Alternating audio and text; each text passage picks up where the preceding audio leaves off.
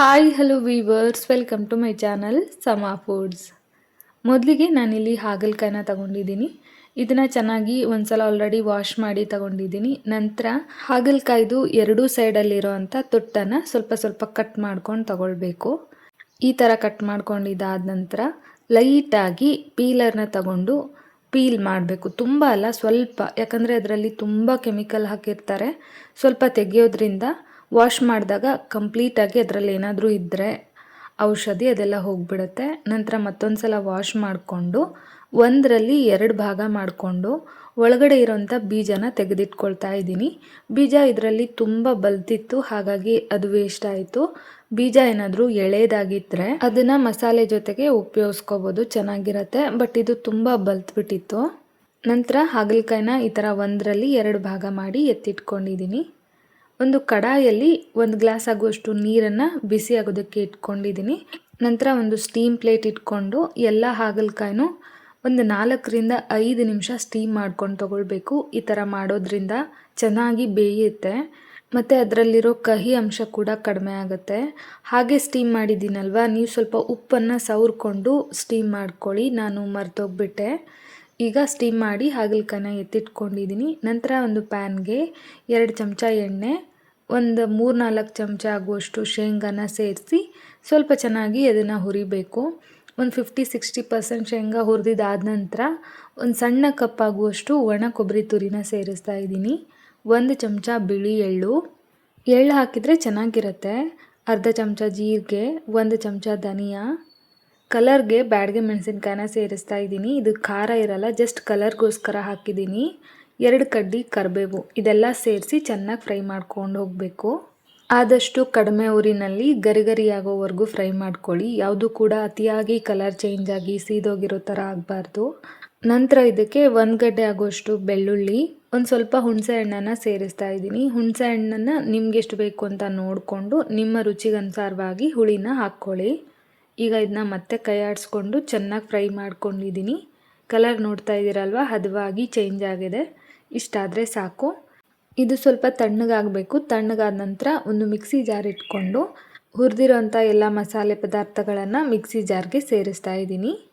ಈಗ ಇದಕ್ಕೆ ಒಂದು ಸ್ವಲ್ಪ ಅರಿಶಿಣದ ಪುಡಿ, 1 ಚಮಚ ಅಚ್ಚ ಖಾರದ ಪುಡಿ, 1 ಚಮಚ ಬೆಲ್ಲದ ಪುಡಿ ಕೂಡ ಸೇರಿಸ್ತಾ ಇದ್ದೀನಿ. ಬೆಲ್ಲ ಹಾಕೋದ್ರಿಂದ ರುಚಿ ಚೆನ್ನಾಗಿರುತ್ತೆ, ಯಾಕಂದರೆ ನಾವು ಹುಣಸೆ ಹಣ್ಣು ಹಾಕಿದ್ದೀವಲ್ವ, ಹಾಗಾಗಿ. ಕೊನೆಯಲ್ಲಿ ರುಚಿಗೆ ತಕ್ಕಷ್ಟು ಉಪ್ಪನ್ನು ಸೇರಿಸಿ ನೀರು ಹಾಕದೆ ಇದನ್ನು ಈ ಥರ ಗ್ರೈಂಡ್ ಮಾಡ್ಕೊಂಡು ತಗೊಳ್ಬೇಕು. ನಂತರ ಸ್ಟೀಮ್ ಮಾಡಿಟ್ಕೊಂಡಿದ್ವಲ್ವ ಹಾಗಲಕಾಯಿ, ಅದು ನೋಡ್ತಾ ಇದ್ದೀರಲ್ವ ಹೇಗಾಗಿದೆ ಅಂತ.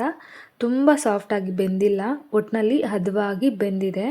ಈ ಥರನೇ ಇರಬೇಕು. ತುಂಬ ಸಾಫ್ಟ್ ಆಗೋವರೆಗೂ ಬೇಯಿಸ್ಕೋಬೇಡಿ. ಒಂದು 4ರಿಂದ 5 ನಿಮಿಷ ಬಿಟ್ಟರೆ ಸಾಕು, ತೆಗೆದುಬಿಡಿ. ಒಂದೊಂದು ಸಲ ಚೆಕ್ ಮಾಡ್ತಾ ಇರಿ. 4ರಿಂದ 5 ನಿಮಿಷ ಅಂದ್ಕೊಂಡು ಹಾಗೆ ಬಿಟ್ಟರೆ ಒಂದೊಂದು ಸಲ 2 ನಿಮಿಷಕ್ಕೇ ಸಾಫ್ಟಾಗಿ ಬೆಂದಿರೋ ಚಾನ್ಸಸ್ ಇರುತ್ತೆ. ಸೊ ನೋಡಿಕೊಂಡು ಹದವಾಗಿ ಬೇಯಿಸ್ಕೊಳ್ಳಿ. ಈಗ ಇದಕ್ಕೆ ಮಸಾಲೆನ ಫಿಲ್ ಮಾಡ್ತಾ ಇದ್ದೀನಿ. ಆವಾಗಲೇ ರೆಡಿ ಮಾಡಿ ಇಟ್ಕೊಂಡಿರೋ ಮಸಾಲೆನ ಇದರಲ್ಲಿ ಫುಲ್ಲು ತುಂಬಿಸ್ಬೇಕು. ಗಟ್ಟಿಯಾಗಿ ಒತ್ತಿ ಅದರಲ್ಲಿ ಮಸಾಲೆನ ತುಂಬಿಸಿ ಇಟ್ಕೊಂಡಿದ್ದೀನಿ. ಉಳಿದಿರೋ ಮಸಾಲೆನ ಕೂಡ ಹಾಗೆ ಎತ್ತಿಟ್ಕೊಳ್ಳಿ. ನೋಡ್ತಾ ಇದ್ದೀರಲ್ವ ಎಷ್ಟು ಚೆನ್ನಾಗಿ ಕಾಣಿಸ್ತಾ ಇದೆ. ತಿನ್ನೋವಾಗ ಮಾತ್ರ ಇದು ಹಾಗಲಕಾಯಿ ಅಂತ ಅನ್ಸೋದೇ ಇಲ್ಲ, ತುಂಬ ರುಚಿಯಾಗಿರುತ್ತೆ, ಸ್ವಲ್ಪನೂ ಕಹಿಯಾಗಿರೋದಿಲ್ಲ. ನಂತರ ಅದೇ ಪ್ಯಾನ್ಗೆ 2-3 ಚಮಚ ಎಣ್ಣೆ, ಹಾಗೆ ಫಿಲ್ ಮಾಡಿ ಇಟ್ಕೊಂಡಿರೋ ಅಂಥ ಹಾಗಲಕಾಯಿನ ಸೇರಿಸಿ ಚೆನ್ನಾಗಿ ಇದನ್ನು ಫ್ರೈ ಮಾಡ್ಕೊಳ್ಬೇಕು. ಫ್ರೆಂಡ್ಸ್, ನೀವೇನಾದರೂ ನಮ್ಮ ಚಾನಲ್ನ ಫಸ್ಟ್ ಟೈಮ್ ವಿಸಿಟ್ ಮಾಡ್ತಾ ಇದ್ದರೆ ಪ್ಲೀಸ್ ನಮ್ಮ ಚಾನಲ್ನ ಸಬ್ಸ್ಕ್ರೈಬ್ ಮಾಡ್ಕೊಳ್ಳಿ, ಸಪೋರ್ಟ್ ಮಾಡಿ. ಹಾಗೆ ವಿಡಿಯೋ ಇಷ್ಟ ಆದರೆ ಒಂದು ಲೈಕ್ ಸಹ ಮಾಡಿ. ನೋಡ್ತಾ ಇರ್ಬೋದು, ಇದಕ್ಕೆ ಎಣ್ಣೆ ಕೂಡ ಜಾಸ್ತಿ ಬೇಕಾಗೋದಿಲ್ಲ. ಸ್ವಲ್ಪ ಎಣ್ಣೆಲೇ ಇದನ್ನು ಚೆನ್ನಾಗಿ ಫ್ರೈ ಮಾಡ್ಕೊಳ್ಬೋದು. ಈಗ ನೋಡಿ, ಹಾಗಲಕಾಯಿ ಪೂರ್ತಿಯಾಗಿ ಫ್ರೈ ಆಗಿದೆ. ಈಗ ಇದಕ್ಕೆ ಮಸಾಲೆನ ಸೇರಿಸಿ ಮತ್ತೆ ಮಿಕ್ಸ್ ಮಾಡ್ಕೊಳ್ಬೇಕು. ಹಾಗಲಕಾಯಿ ಪೂರ್ತಿಯಾಗಿ ಫ್ರೈ ಆದ ನಂತರನೇ ಉಳಿದಿರೋಂಥ ಮಸಾಲೆನ ಹಾಕಿ ಮಿಕ್ಸ್ ಮಾಡ್ಕೊಳ್ಳಿ. ಈಗ ಮಿಕ್ಸ್ ಮಾಡ್ಕೊಂಡಿದ್ದಾಗಿದೆ. ಕೊನೆಯಲ್ಲಿ ಕೊತ್ತಂಬರಿ ಸೊಪ್ಪು, ಸಣ್ಣದಾಗಿ ಕಟ್ ಮಾಡಿರೋ ಕರಿಬೇವಿನ ಸೊಪ್ಪು, ಅರ್ಧ ಚಮಚ ಆಗುವಷ್ಟು ರೆಡ್ ಚಿಲ್ಲಿ ಫ್ಲೇಕ್ಸನ್ನು ಸೇರಿಸಿ ಮತ್ತೆ ಚೆನ್ನಾಗಿ ಮಿಕ್ಸ್ ಮಾಡ್ಕೊಳ್ತಾ ಇದ್ದೀನಿ. ಇದರಿಂದ ನೋಡೋದಕ್ಕೂ ಕಲರ್ಫುಲ್ ಆಗಿರುತ್ತೆ, ತಿನ್ನೋದಕ್ಕೂ ರುಚಿಯಾಗಿರುತ್ತೆ.